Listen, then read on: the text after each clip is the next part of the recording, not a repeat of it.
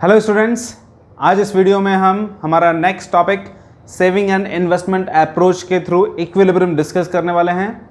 Last जो episode था उसमें हमने equilibrium of economy through AD and AS approach discuss किया था, उसी को आज आगे बढ़ा रहे हैं हम। This is 26th episode. Saving and investment approach आज हम डिस्कस करने जा रहे हैं। तो हमने बताया था पिछले एपिसोड में दैट जहाँ इकोनॉमी में एडी और एएस बराबर हो जाते हैं वहाँ इकोनॉमी को क्या मिल जाता है, इक्विलिब्रियम मिल जाता है। फिर हमने बताया था एडी का मतलब होता है C plus I in two sector model, और in two sector model AS का मतलब होता है सी प्लस एस, कॉमन है दोनों में इसीलिए। देन ये हमारी दो अप्रोचेस हमें यहाँ से मिली थी, AD and AS approach, saving and investment approach. This one is discussed in 25th episode and in this 26th episode we are going to discuss investment and saving approach। एक चीज़ मैं दोबारा रिमाइंड करा देता हूँ कि हमने पिछले वीडियो में भी बताया था कि जितने भी हम यहाँ पर वेरिएबल्स ले रहे हैं, एडी एएस सी आई है ना, एस, ये सारे के सारे कौन से हैं, एक्स एंड टी या प्लान्ड, ठीक है।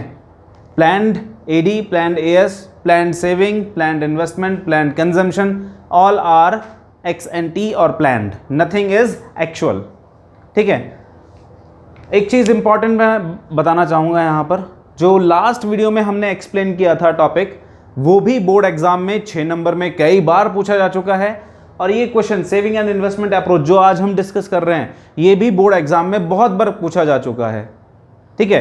कई बार ये क्वेश्चन दोनों कंबाइंडली पूछे गए हैं, AD AS and saving investment दोनों अप्रोचेस को एक साथ पूछा गया है, लेकिन बोर्ड एग्जाम में ये दोनों क्वेश्चन सेपरेटली भी पूछे गए हैं। सो दोनों के थ्रू हमें इक्विलिब्रियम कैसे मिलेगा ये हमें पता होना चाहिए। तो आज इसी सीक्वेंस में हम पढ़ रहे हैं investment and saving approach. So start करते हैं। इस अप्रोच के अकॉर्डिंग इकोनॉमी को इक्विलिब्रियम मिलेगा वहां पर जहां इकोनॉमी में investment and saving, planned investment and planned saving दोनों बराबर हो जाएंगे, ठीक है। यानी जहां पर planned investment and planned AD curves दोनों एक दूसरे को इंटरसेक्ट करेंगे। याद रखिएगा यहां पर इन्वेस्टमेंट कौन सा वाला है, ये है गवर्नमेंट के थ्रू होने वाला प्लान्ड इन्वेस्टमेंट यानी ऑटोनॉमस इन्वेस्टमेंट। तो ये दोनों ही जहां पर एक दूसरे को इंटरसेक्ट करेंगे, दोनों कर्व्स, वहां पर इकोनॉमी को इक्विलिब्रियम मिल जाएगा। हम यहाँ इस शेड्यूल का यूज़ कर रहे हैं, ये शेड्यूल वही है जो हमने लास्ट वीडियो में यूज़ की थी, सेम उसी शेड्यूल को हम यहाँ पर यूज़ कर रहे हैं।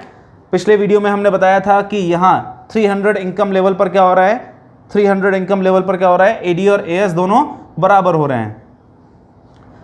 मैंने बोला था वहां पर भी कि जहां एडी एएस से इक्विलिब्रियम होगा, बिल्कुल उसी आउटपुट लेवल पर या इनकम लेवल पर सेविंग और इन्वेस्टमेंट भी बराबर होंगे। तो यहां देखिए 300 आउटपुट लेवल पर यहां पर सेविंग और इन्वेस्टमेंट दोनों कैसे हैं, बराबर हैं। यहां सेविंग और इन्वेस्टमेंट दोनों कैसे हैं, बराबर हैं। तो ये जो पॉइंट है हमारा, ये यानी 300 इनकम लेवल या आउटपुट लेवल पर, यही हमारा सेविंग और इन्वेस्टमेंट अप्रोच से भी इक्विलिब्रियम होगा। यानी कहने का मतलब है कि एडी एएस अप्रोच ले चाहे सेविंग इन्वेस्टमेंट अप्रोच ले, दोनों ही से जो इक्विलिब्रियम मिलेगा वो सेम होगा। क्लियर? अब इस चीज को मैं डायग्राम के थ्रू एक्सप्लेन कर रहा हूं। यहां हम एक डायग्राम बना रहे हैं। एक्स एक्सिस पे हम ले रहे हैं इनकम, आउटपुट और एम्प्लॉयमेंट, वाई एक्सिस पर हम ले रहे हैं सेविंग एंड इन्वेस्टमेंट। तो मैंने पिछले वीडियो में भी बताया था, आप दोनों एक्सिस पर इक्वल डिस्टेंस लेते हुए वैल्यूज को प्लॉट करेंगे।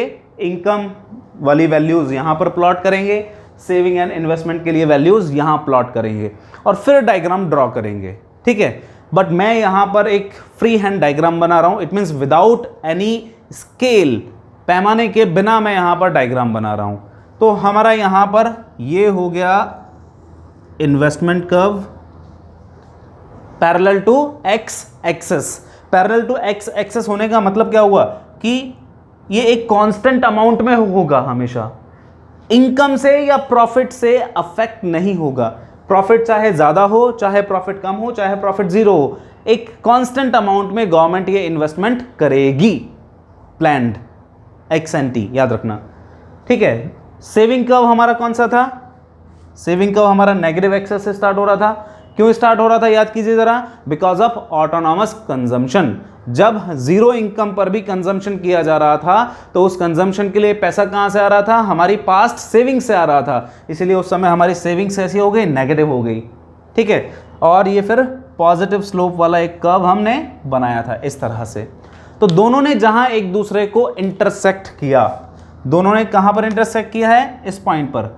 सेविंग और इन्वेस्टमेंट कर्व दोनों एक दूसरे को ई पॉइंट पर इंटरसेक्ट कर रहे हैं, यानी 300 इनकम या आउटपुट लेवल पर इंटरसेक्ट कर रहे हैं। तो ये हो गया इकोनॉमी का इक्विलिब्रियम पॉइंट, सेम जो हमने बताया था AD&AS अप्रोच में। तो इस ई पॉइंट पर क्या हुआ है? सेविंग एंड इन्वेस्टमेंट दोनों इक्वल हो गए हैं, ठीक है। ये इक्विलिब्रियम पॉइंट हो गया। वहां पर दो अल्टरनेट कंडीशन पड़ी थी, उसी तरह यहां भी दो अल्टरनेट कंडीशन है। ये वाली कंडीशन, जब इन्वेस्टमेंट ज्यादा हो और सेविंग्स कम हो, पहली। दूसरी, जब यहां पर सेविंग्स ज्यादा हो और इन्वेस्टमेंट कम हो। सो नाउ हम इस डायग्राम के माध्यम से दोनों अल्टरनेट कंडीशंस को एक्सप्लेन करेंगे। पहली सिचुएशन जिसमें हमारा प्लान्ड इन्वेस्टमेंट ज्यादा है और प्लान्ड सेविंग्स कम है। यहां हमने सेविंग एंड इन्वेस्टमेंट लिया हुआ है, यहां हमने इनकम आउटपुट एम्प्लॉयमेंट लिया हुआ है। तो प्लान्ड इन्वेस्टमेंट ज्यादा है और प्लान्ड सेविंग कम है, ठीक है। पहले बता चुके हैं यहां पर हम कि प्लान्ड या एक्स-एन-टी इन्वेस्टमेंट एंड सेविंग लिए हुए हमने। तो इस सिचुएशन में क्या होगा? इस सिचुएशन का मतलब है प्लान्ड इन्वेस्टमेंट। अब देखिए, इनकम के दो पार्ट होते हैं, C+S, यानी जब कम सेविंग की जा रही है तो इसका मतलब होगा इनकम का ज्यादा हिस्सा क्या किया जा रहा है? कंज्यूम किया जा रहा है, खर्च किया जा रहा है। यानी इकोनॉमी में एग्रीगेट एक्सपेंडिचर ज्यादा होगा, यानी कंजम्पशन ज्यादा होगा इकोनॉमी में। तो इसका मतलब हुआ एग्रीगेट इन्वेस्टमेंट। तो इसका मतलब हुआ कि प्लान्ड इन्वेस्टमेंट हमारा कम होगा और प्लान्ड कंजम्पशन ज्यादा होगा। कंजम्पशन ज्यादा होगा as compare to planned investment. इसका रिजल्ट क्या होगा? यानी कंजम्पशन ज्यादा है, डिमांड ज्यादा है, और हमारी क्या है यहां पर? इन्वेस्टमेंट कम है, यानी सप्लाई कम है। ये कंडीशन बिल्कुल वैसी है जैसे हमने पहले पढ़ी थी, AD>AS। तो अब क्या होगा इस कंडीशन में? प्रोड्यूसर्स प्रोडक्शन बढ़ाएंगे, आउटपुट बढ़ाएंगे। आउटपुट बढ़ेगा, क्या हो जाएगा? अब आउटपुट बढ़ेगा। आउटपुट बढ़ेगा तो क्या होगा? इनकम बढ़ेगी, इनकम बढ़ेगी, और इनकम के बढ़ने से क्या होगा? सेविंग्स बढ़ेंगी, सेविंग बढ़ेंगी, और इकोनॉमी क्या होगी? ई पॉइंट की तरफ मूव करेगी, और फाइनली इक्विलिब्रियम क्या हो जाएगा? ई पॉइंट पर रीअटेन हो जाएगा, ठीक है। अब हम बात करते हैं दूसरी सिचुएशन की। दूसरी सिचुएशन है हमारी planned saving greater then planned investment. इसका मतलब क्या हुआ?